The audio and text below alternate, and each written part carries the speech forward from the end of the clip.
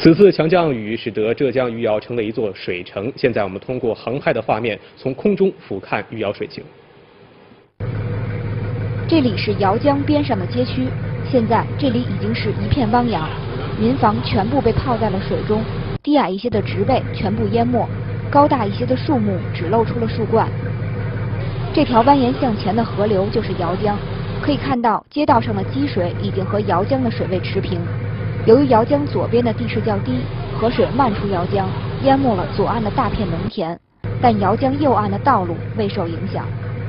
现在我们看到的是姚州大桥，因为架设在姚江上，水位还没有威胁到桥面，目前仍然可以通行。现在我们看到的是余姚南郊，它的地势南高北低，这片低洼地带几乎全被洪水覆盖，我们只能看到一些露出水面的树冠。